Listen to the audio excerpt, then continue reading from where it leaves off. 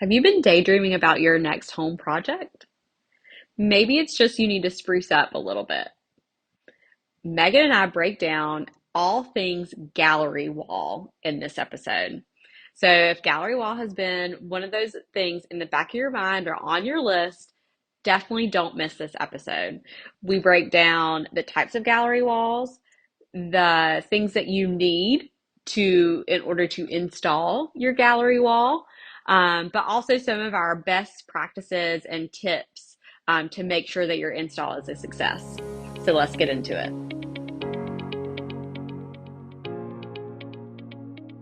You're listening to the We Need to Talk podcast, and we are your hosts, Salem Shannon and Megan Beaver. Two millennial moms, ambitious professionals, an interior designer, and a business executive. Join us for conversations that unravel all the things that not only hold us together, but sometimes fall apart. If you're looking to laugh, cry, and be inspired while keeping it real, you're in the right place. Grab your drink. We need to talk.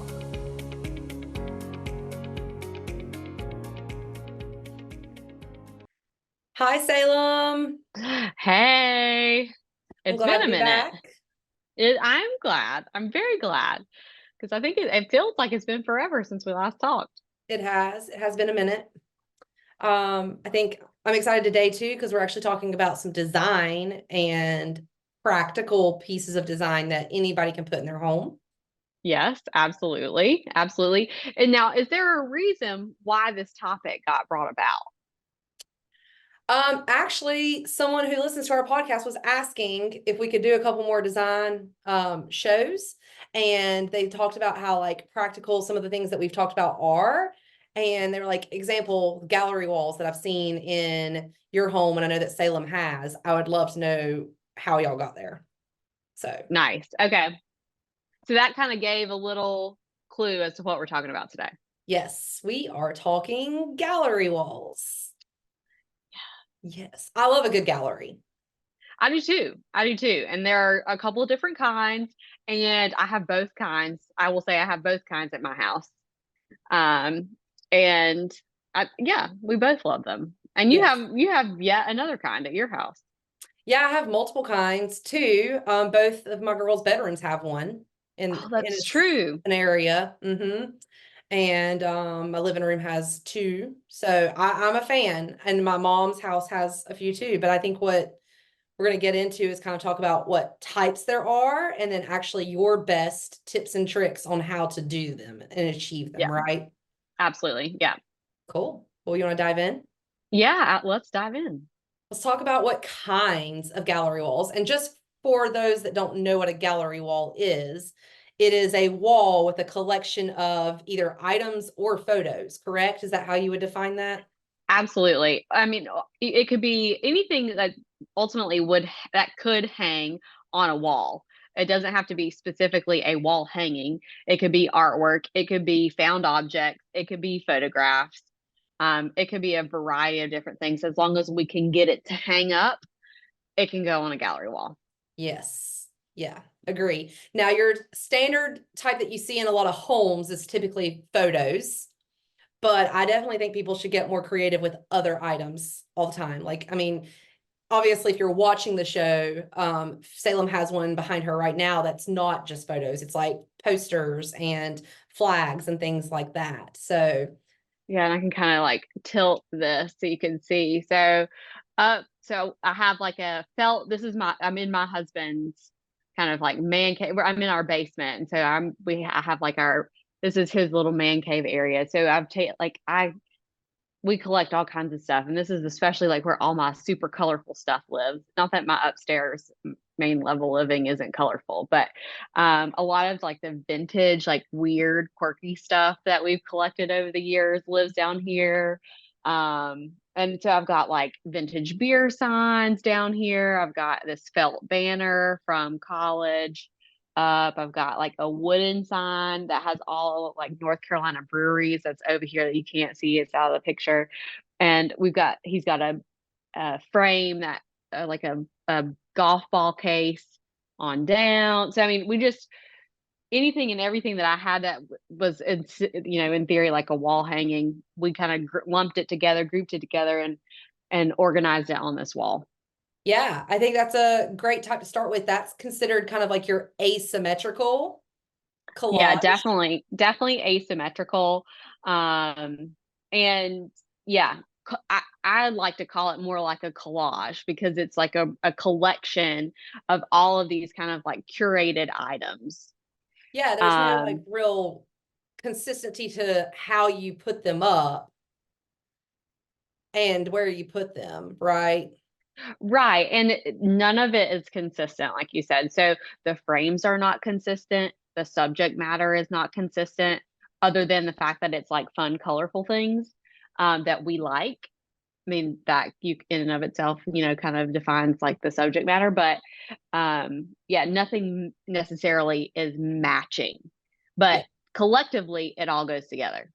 Right. And I think one of the things, because the key to any gallery wall is to have something that is consistent in some form or fashion. It's probably Hmm. like your spacing as best as possible. Um, is Yeah, pretty similar, doesn't not necessarily dead on, but it's similar in aspect. yeah, like it definitely has like a cohesive feel. Plus, all of this stuff has like super rich saturated colors. So you can see like the mustard yellow here. There's a red Chicago Bulls, Michael Jordan thing that I think Justin had hanging in his room as a child, and so it's red. And then you've got this PBR wooden sign here that's got this like Red Carolina and yellow. blue plus the yellow and the red. So, I mean, we've got a lot of saturated colors, and that's probably helped. That's what helps really kind of bring it together. And then, of course, all of that is centered around the TV. Um, Yeah, like a that good just goes, center point almost. yeah. And so with it, but with the asymmetrical or with like this collage type that we're talking about in this one that I have, it is centered around the TV, but it doesn't have to be around a center focal point. The Mm, point is you have a focal point. So that means one piece is usually significantly larger than the rest of them, that's a good right? point. And you kind of like build around that one piece, but it doesn't have to be in the actual center of your wall. It can be Yeah. off center. And sometimes I like that better when you do it off center because you want it to feel nice and big and cohesive. And to have this like natural organic flow, it's better to put it in like the first third or the second, or, if you were to divide like your wall into thirds or your space into thirds, you want to put it on that 1/3 mark or that 2/3 mark instead of dead in the center. Ooh, love that. That's a good tip. So we've got asymmetrical, no real rhyme or reason to the shapes, and this could be different fabrics, textures, pictures, all the things, and Hmm. have a center focal point, not necessarily the center. Right. Got it. Right. And I think like with like we could go on and on about this asymmetrical or this collage type because you can get you can do so much with it. Sorry guys, I'm You're fine. I recovering have a good slightly. example. My oldest daughter's room is very much an asymmetrical, and it's not just photos either. We have a vinyl record on the wall. We have a neon sign on the wall so that she feels a little bit more like grown up and it's like a little bit more teenagey. We have a letterboard with, slay all day kind of thing, like whatever her current saying is that's cool amongst the kids. So you can like do all types of creative things with it.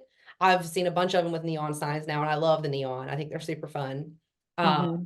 and the for us, the vinyl gives it a little bit of a retro feel where she can continue to, it'll grow with her. It won't feel very young at any age. Um, Right. Well, and to, I was thinking, so I mean, I love the like adding like found objects into this collage type that we're talking about. Just because I love like funky eclectic stuff that makes people say, "Oh, well, what's that from?" or "Where'd you get that?" or and so that I love adding stuff like that in, but also consider this asymmetrical or a collage type can be all the same frame, just in different sizes. mm, Okay, so you can also build a gallery wall like that, where you can, I mean, you can go onto Pottery Barn, for example, and buy even. a um a gallery wall kit where it's kind of like got all of your different sizes bundled into one package. It's already done for you. You go on Pottery Barn, you pick out your frame style and buy it. And then all you have to do is load your photos or your art prints or whatever you're putting in the frames. And the sizes are kind of already picked for you. And so in that style, like it's way more subdued, I mean, and neutral and can go with your home style. You may not be into a bunch of eclectic, you know, collection of stuff. You might want like maybe you have some fine art prints or some prints that you've collected at a festival, or maybe you have just family photos that you want in your gallery wall. And so you can definitely do that asymmetrical style with like a more traditional frame. Mm, And so you can keep all the frames consistent if you like that consistent look, or you can mix it up with your frame style and choose, some oak frames, some black frames, some white frames, and just mix it up with your frames. But in general, they can be more traditional at the same yeah. time. I know that we're talking about like all this wild, funky stuff, but not everybody might be into that. You're right. You're right. You're right. Well, let's talk about the next style. Grid. You want to talk about the grid one next? Yeah. So I have a grid style at my house. And it definitely brings like a sense of order to a space. But a grid style gallery wall is, I mean, it's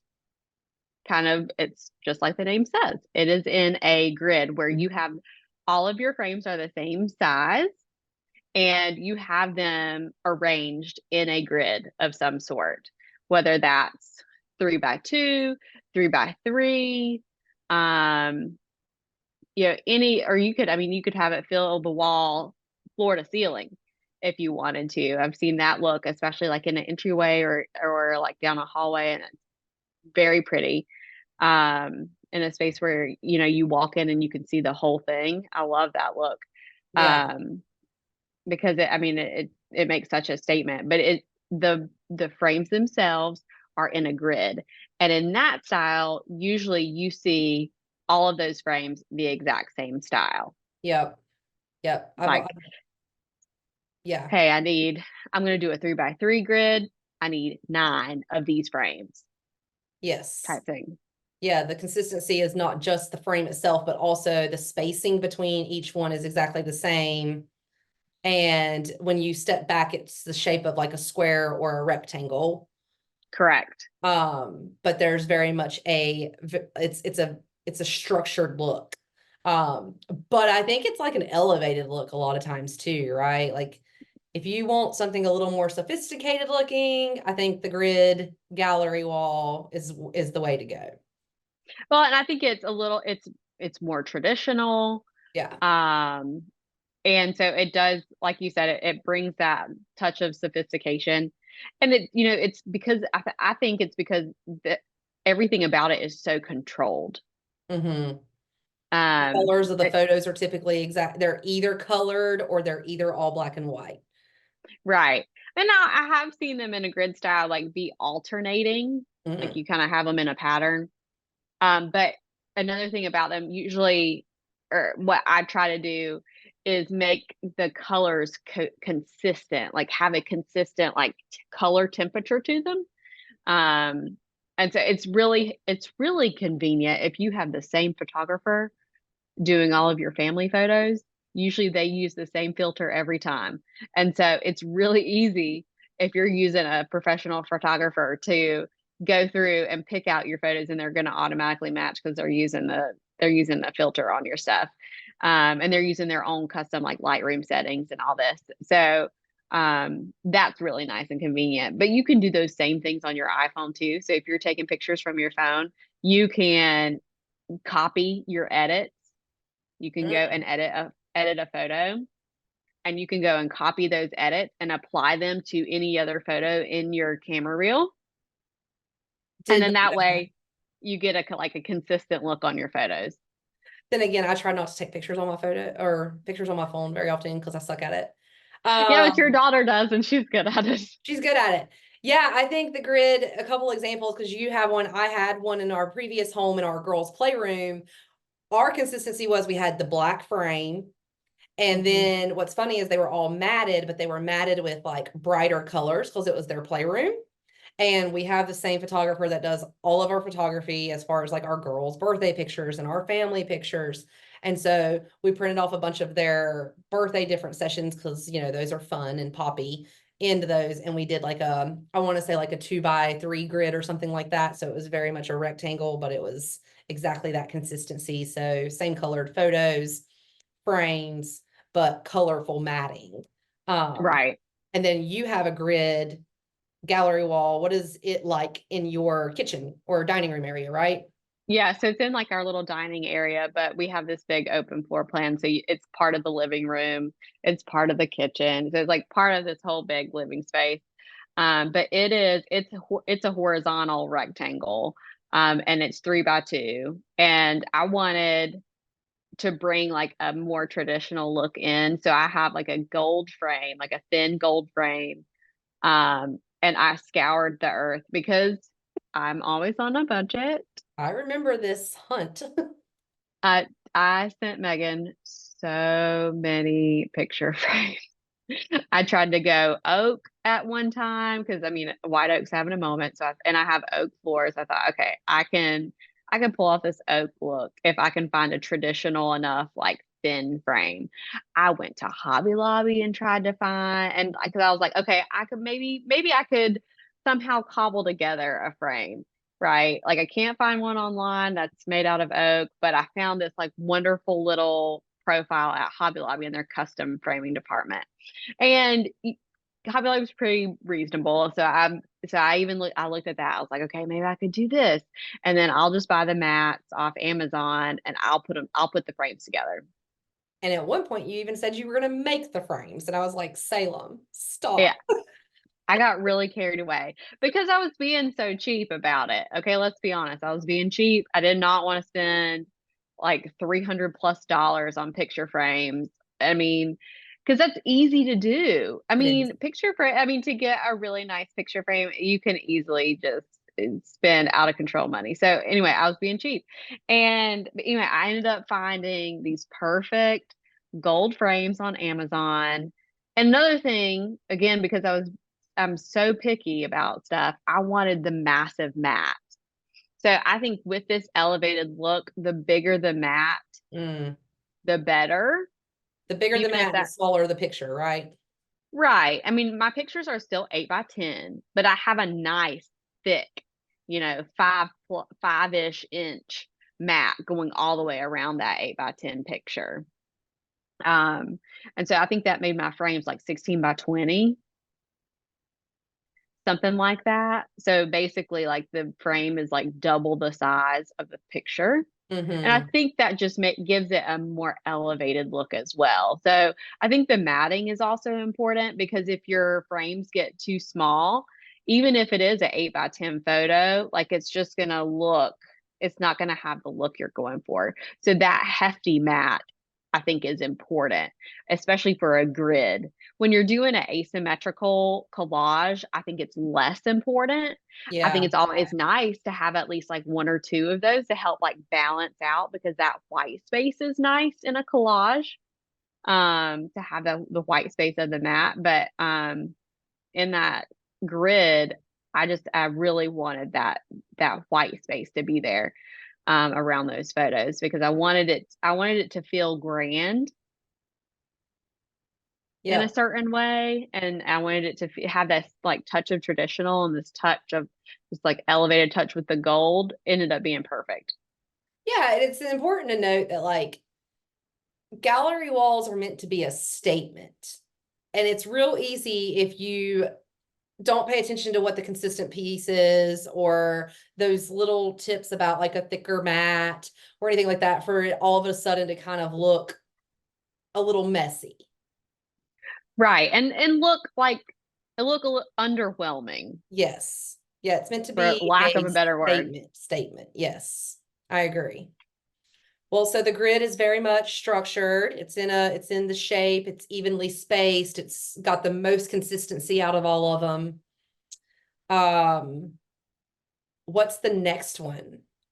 I think we talked Well, about, go and I ahead. want to say one more thing. I said that the grid is more traditional. I've seen the grid style in very contemporary homes too. And I think that my tendency is to say it's traditional, but that's because one, in the one that I have in my home, I chose a more traditional frame.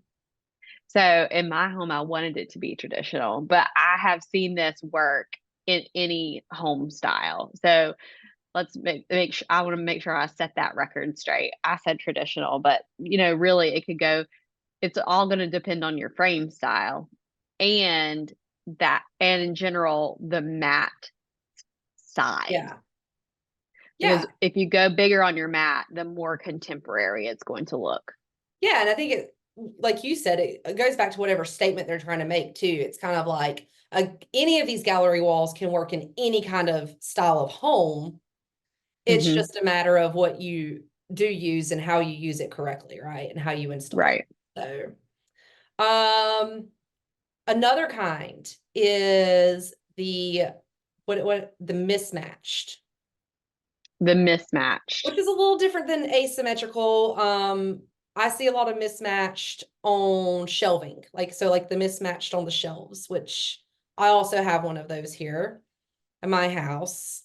Kind of walking through it, it's so mine is on 3 floating shelves, but all the frames are different. So you Okay. have just like a mismatched look to whatever your frames are. They're not just asymmetrical. They're actually lined up on linear shelves or in a linear fashion, but they're different types of frames. Right. And Uh, see, in my mind, sometimes like I lump the mismatched in with the asymmetrical. asymmetrical. Yeah, But another way to look at asymmetrical or mismatched, excuse me, is they are the same frames but different colors of photos. So mhm, for example, my mismatched is on a shelf, once again, on 3 shelves, different types of frames and different sizes of frames. But all of my pictures in them are black and white. And then also I do have a consistency to what types of frames I use, right? They might be different shapes, but I have gold, black, and a couple, I think like silver. So I have my metals and my black. Those are all my consistency. I don't have like different colored frames and different colored, like different colors of that. There, so my consistency is the colors of frames in like 3, obviously an odd number for me. And then my pictures are black and white. But I've seen them done where you use all of the same type of frame or color of frame, but they're different sizes. They're lined up on the shelves and you have the colored pictures in them. So it's kind of a matter of what is your preference? What are you wanting to pop more than anything? Or what's your right. style? So, Yeah, absolutely. And I think it's also important to like consider your space because in your space, like the mismatched on the shelves works so perfectly. Because it's a relatively narrow stretch of wall, basically in between a cased opening and the window. yep. And it gave you like the perfect backdrop for those shelves. Yeah. Yeah. I'm a huge fan of it. I love it so much, but it also took me forever, like you, sourcing what kinds of frames because, I had to go through the decision making of, okay, what kinds of frames am I going to use as far as like gold, silver, black? Right. And then also I spent days picking out pictures to put in them and making them all black and white because they're not all just naturally black and white. Right. So, Right. but yes, so that is definitely the mismatched look. I've seen mismatched on the wall too, but it's kind of the similar thing. It's kind of like it's not just asymmetrical like what we've got going on there, but it's very much a collection of different types of frames. But they might even just be in a correct order or something like that. Yeah. Yeah, absolutely. Well, cool. So you said you have some best practices when it comes to putting up gallery walls or choosing where to put them, maybe. Why don't you walk us through that? Okay. So, as far as like step by steps or like best practices, I mean, we both have quite a bit of experience hanging these up, so I'm sure that you have some too. And I think a lot of this comes down to like your comfort level with whether or not the measurements are perfect. Okay, so on an asymmetrical wall hanging collage style gallery wall, I'm very comfortable being really loose with we're going to put this here, there, and wherever. Yeah. But when you're talking about a grid, I'm not comfortable with that. And you can feel free to ask my spouse just how crazy I got with that. But nevertheless, a couple of tools that you will always need. You're going to need a hammer. I personally like to use a mix of the little brass picture frame hangers that are like, it's a little like V almost with the angled nail. Those are Yes. my favorite. I rarely do I ever just use a plain nail. I'd like to use those anchor ones. But I also on occasion use monkey hooks, which are like this like swooping wire hook. Those work really well. They like you usually like do a starter hole in the drywall and then with a nail and then take that nail out and you then kind of like fish the wire hook up and around in there. And those work really well for like super heavy stuff. So do the brass ones. I mean, I use those brass ones all the time, but those are kind of some of my favorite hangers to use. Um, so you have your hangers, you have your hammer, you need a pencil, you need a dry eraser, and you need a level and a measuring tape. Um, or at least, or maybe two measuring tapes, depending on what style you're doing. But in general, like okay, so let's start out with kind of the easier of the two, the collage style. You have to gather up all your stuff. You gather up all the things that you want to hang on the wall. And the easiest way is just to lay it all out on the floor in front of the wall that you're about to hang it up on. I agree. Um, Yeah. so that's the easiest and the fastest. But another way that I've done it is I've gotten it takes way more time, but you take like brown craft paper or newspaper and you cut out the sizes of the frames that you're going to use and then you put those up on the wall as like a template. Yeah. I think that's super valuable for like a grid wall or any Yeah. type of like just frames that you're trying to place like correct spacing but or similar spacing between each other. I found that even if it's not a grid, but just putting frames up in general, I found that to be pretty valuable. Yeah. And so putting the paper up is definitely super helpful. And putting the paper up can also be helpful if you're doing something like on stairs or Mm, like somewhere that's not quite so easy to get to. And so you just use painter's tape. They make a new like purple painter's tape that I personally really like to use. The blue tape will actually peel off like layers of paint on your wall. Even though it's painter's tape, it will peel it off. And so will the green frog tape if you leave it on there too long. So the purple tape is like a new super sensitive. you speak like Uh, you have experience with that. well, I just, yeah, peeled off some drywall a couple of times. Even I've done it at work on a job site, and even the project manager was like, "Salem, you're gonna rip the drywall off." I was like, "No, this is painter's tape. It's gonna be fine." Mm-mm. Not fine. Not fine. Had to get the painters back to Oh, patch it. Not like it yeah. was at my house either. It's terrible. Anyway, so yeah, so using those templates and using that purple tape is great. I've also seen on Amazon, like if you want to buy like this, they make this massive, like it looks like it's really thin paper, but it's like a massive template paper, and you can buy it on Amazon. I've never used this because I'm too cheap for that, but Huh. if you need some assistance, it looked really cool. I've seen it on Amazon. It was like $15. Now you're thinking $15 Salem, come on. But I don't know. I like the whole process of laying it out on the floor, collecting all the things, saying, oh my gosh, this is gonna look great here. Let me tweak this here, you know. Um, and so for the collage frame, it's just so more like kind of free flowing. And then once Mm. you figure out kind of how you want that flow to be, and you just start hanging up. You start hanging it up. And it Yeah. doesn't have to be perfect because it's a collage and it's asymmetrical. And so your spacing doesn't have to be spot on. Yeah. Yeah. Sometimes I try to get it close, but because everything is a different size, different shape, different color, usually nobody's going to notice that one is an inch and a half versus one's 2 inches over here, Exactly. so other than me, nobody's really going to see that.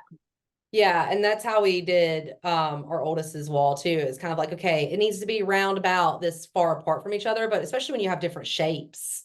Hmm. A vinyl record is going to go a little bit closer, or a neon sign is a different shape, so it's not going to be quite that 2 inches between, but it needs to kind of like have a little bit of that closeness, but it's not going to be perfect. Right.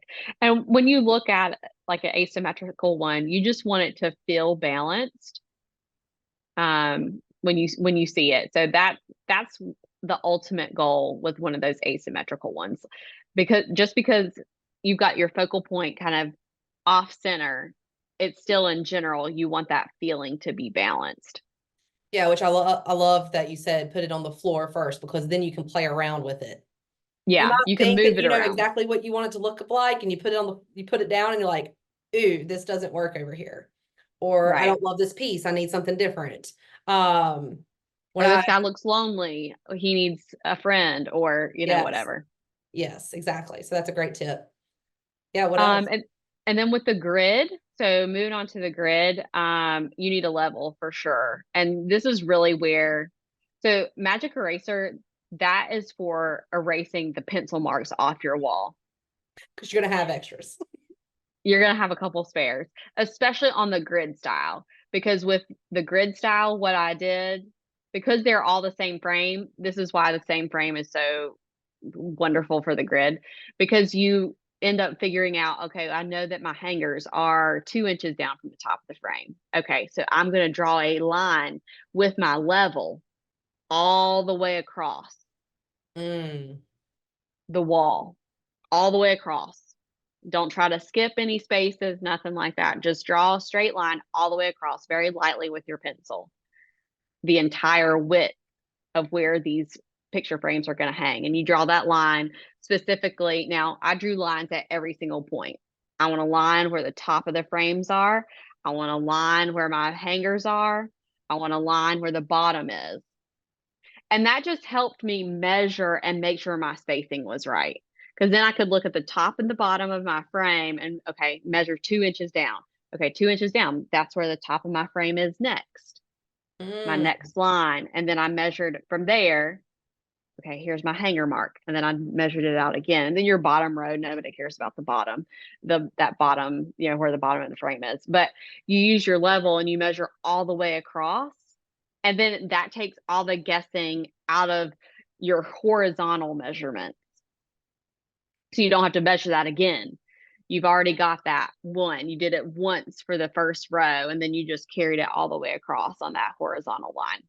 That's And super helpful then, too, because not everybody's walls are exactly like even at the top. So, like you said, it takes out the guessing from the top of your wall to that line. You know your line's level, you know it's on a level eyesight. I love that. We shorted on that when I was doing my mom's sorry. grid wall. And then, and so then with the verticals, I mean, you do the same thing. I mean, I basically I measured out. Okay, here's the entire frame size. Here's the left-hand side. Again, use your level and you just draw a straight line down. And then because I couldn't like only measure the hangers and then get my spacing right. So I had to measure the entire frame. But anyway, once you get that whole, you basically are drawing the grid on your wall. Once you get that all done, after you do your verticals, you've got your horizontals, Then if you make a few mistakes, like if you're off like an eighth of an inch or a quarter of an inch, it's easy to move your nails or move your hangers one way versus the other to make sure that those hangers, because of course the hangers that I had for those frames, it where it's the two on the ends, it wasn't like a wire in the center. I know. But at the same time, like because I bought them on Amazon, I did not want to risk anything happening to them. So I didn't put a wire on them. I Mm, just used the hangers the way that they came and I followed the instructions. Um, had I used like a more like a if I had gotten them custom made, I wouldn't have had that problem a bit easier because could have just put the hanger in the center and moved on. But here we are. Um, so that's like the most difficult whenever you do have a frame where it has the two little hooks on each side and not like a center, either like jagged sawtooth or a wire for you to be able to put a center hanger on. yeah. It makes it a little bit more challenging. But by using your level and like measuring out like your actual grid and just marking on your wall with your pencil, it it works out great. Good to know. Okay, Salem, what is one of the other like best practices or something that you would suggest if people want to get a good idea of what it's gonna look like? Yeah, so I have seen now I've done this for some things, but not necessarily gallery walls. Is use Canva. So what you can do is take a photo of your wall. And what I have seen people suggest, like you you tape a piece of like 8.5 by 11 paper on the wall with this photo that you take. That way you have it for scale purposes. But you take a picture of your wall, you upload it into Canva, and then you can use blank squares or you can use actual photos of things. So, like if you have artwork that you already know that you're going to use, you could take pictures of it on your phone. You could upload your actual artwork. Or if you're looking to buy something specific and you want to see how it would look, you could go on the internet and grab a picture of that and then put it on there. And then use your 8.5 and 11 size sheet of paper for your scale.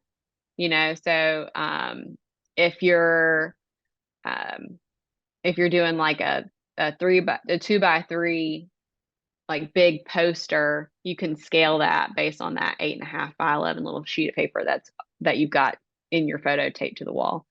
And so then you basically can plug all of your things into Canva on your wall, and you can see how they would all look together.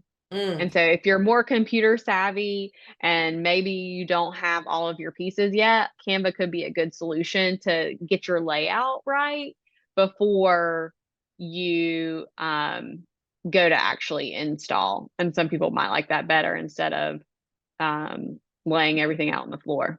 yes, those people that like to spend hours and days and months on planning and making it absolutely perfect before they do it. Or those high fact finders. That is not me. I'm like, I love that idea. Would have never thought of it, but I'm immediately like, oh, I want to create a gallery wall. I'm gonna start right now. Good. I'm like that with all of my decisions. Some quick starter. So I love that for people who have the time and thought to tech savvy. I mean, I use it Yeah. all the time at work, but I would have never thought about using it for a project like that specifically. Yeah. I mean, and honestly, even though I can overthink stuff, surprisingly, I have never used Canva for a gallery wall either. Now, I might have a tendency to like want to, and another good key tip to gallery walls um, is having a really good partner that pushes you to not be perfect. Hmm. Because it is my tendency to want it to be perfect, even if I'm doing an asymmetrical one. I mean, I had to let a lot of stuff go when we did stuff in the basement because we have like half sheetrock, half cinder block walls. Can't be putting 5 holes in the cinder blocks. No, That's can't refill kind of those. like one and done, unless you really mess up bad. So I had to let some of that go. with that. But even on the grid, I mean, my husband, he's like, Salem, it's off by an eighth of an inch. Nobody's gonna see that. I'm gonna know. I'm gonna know. But honestly, every time I look at it, I don't even know where I messed up. So There you it's go. great. So That's that's another little key to success is having a partner who will reassure you when you think it needs to be perfect that no, it doesn't. Because a week after you get it up, you'll forget all about it. that's hilarious. Okay, well, I think we've gone through all the key pieces of how to go and do a gallery wall. Do we want to recap real quick? Yes, recap. All right. So so the first thing is you have to decide what look you want. Do you want that asymmetrical collage style? Do you want a mismatch style? You're going to do, and along with that, are you doing hanging or are you going to do like a stack on a shelf and then, or grid? So those are kind of like your three main styles. Yes. So decide. What's step number 2? So then step number 2 is gather all of your things. That means your photos and your artwork and or your found objects. Gather all of that stuff and gather your frames. Yes. Step 3, So what's step 3? prepare. Prepare. Lay it out. Do a Yes. practice round on the floor, So something before you hang. your template that you found on Amazon or your newspaper clipping templates or whatever it is, get your layout right. Yes. And then number 4, Number 4 is hang it. hang it, install it. Yes, install. That's probably the more proper word, but hang it up, put it up, do it. Yes, put it up, get it done. GSD. Get What? shit done. Yeah, Sorry. that's what we do. Yes, GSD. Yeah. Yeah, well, that was pretty easy. We just summed all that up, the types, what you should do, some of your best practices. I mean, can't wait to like kind of talk about those a little bit more, or put up examples of our walls, um, when the time comes. Yes. So, Yeah, absolutely. I love a good gallery wall. Luckily, I mean, do you have any gallery wall future projects? that's a good question. So our basement project just got finished up as far as like the repairs go. Yes. And I'm considering having like a speakeasy space downstairs. And there's potential for some gallery walls with like our concert posters, or like just the funky prints that we get when we travel, because we pick up stuff like that when we're traveling. So there's potential, or even in my gym, I'm have a gym section too, and so potentially over there, we'll see. What about you? No, I mean, I'm trying to focus more on artwork this year. Mm, And so I have a lot of wonderful like gallery potential space down my hallway. And I have this massive blank wall going down the stairs that has so much potential, but there is just no way I'm ready for that commitment. So the hallway is probably where we're going to be, and putting more like curated and collected artwork from other artists yeah. is probably, and it's going to be more of an organic, as I collect it kind of a thing. I will not be following honestly any of the steps that we just said. Yeah, that's okay. I think the other part of this is like finding a space to do it, right? Because you don't have to have a big blank wall. I mean, you could have the skinny section like I did between windows and doors, or you could have above a toilet. You could have, like you said, going down your stairs, or even your hallway, which is broken up by doors and stuff like that. Mm-hmm. So like it really is like finding the space that you want to create this statement, because once again, going back to the whole purpose of a gallery wall is to truly make a statement of some sort. Yeah, absolutely. And so the hallway for me is just going to be kind of like a evolving statement over time because Yeah. it's going to be as my collection grows, it will grow. And then probably one day I'll get really annoyed by how everything is laid out and we'll have to start over. And then it will become like the gallery wall of my dreams. Yeah, well, I mean, just like anything, it goes in seasons and phases, right? Absolutely, absolutely. And the wonderful thing about drywall is it's super easy to patch. So you just take all that stuff down, patch those holes over, give it a little slight little sand, you're ready to go. Yeah, I think anybody listening, you should go find a place and think about a gallery wall in that space. It's the perfect way to put on put on view the things that you love, whether it be pictures or items. So Absolutely. I agree 100%. awesome. Well, until next time. Until next time. We hope today's episode gave you some inspiration and something new to try. Until next time, friends, you've got this.